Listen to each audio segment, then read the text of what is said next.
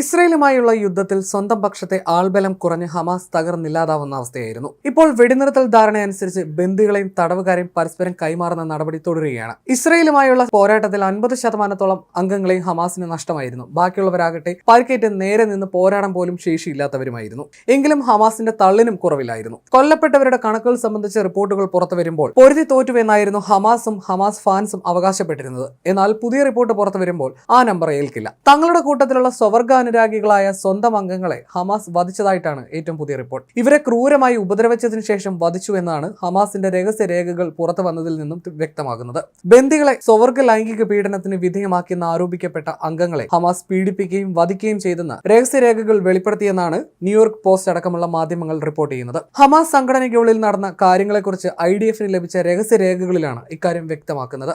സംഘടനയ്ക്കുള്ളിലെ കുറ്റവും ശിക്ഷയും ശിക്ഷിക്കപ്പെട്ടവരുടെ പേരുകളും ഇതിലുണ്ട്. ഇസ്രയേലിൽ നിന്നുള്ള പുരുഷ ബന്ദികളെ പീഡിപ്പിച്ചതിന്റെ വിവരങ്ങളും രഹസ്യരേഖയിൽ പരാമർശിക്കുന്നുണ്ട്. സ്വവർഗരീതിയിൽ ഏർപ്പെട്ട ധാർമ്മിക കർത്തവ്യം പാലിക്കാത്തവരുടെ പട്ടിക ഹമാസ് തയ്യാറാക്കിയിരുന്നു. ഹമാസ് റിക്രൂട്ട് ചെയ്ത 94 പേർക്കെതിരെയാണ് ശിക്ഷ വിധിച്ചിരിക്കുന്നത്. 2012-നും 2019-നും ഇടയിൽ ഹമാസ് റിക്രൂട്ട് ചെയ്തവരാണ് കുറ്റവാളികളിൽ ഏറെയും. അതേസമയം ശിക്ഷ നടപ്പാക്കിയവരിൽ മറ്റു ചില കുറ്റങ്ങൾ കൂടിയും ചുമത്തിയിട്ടുണ്ട്. കൃത്യസമയത്ത് പ്രാർത്ഥിക്കാതിരിക്കുക, ഫേസ്ബുക്കിലൂടെ വഴിവിട്ട ബന്ധങ്ങളിൽ ഏർപ്പെടുക തുടങ്ങിയവയും അത്തരം കുറ്റങ്ങളുടെ ഭാഗമായിട്ട് വിധിച്ചിട്ടുണ്ട്.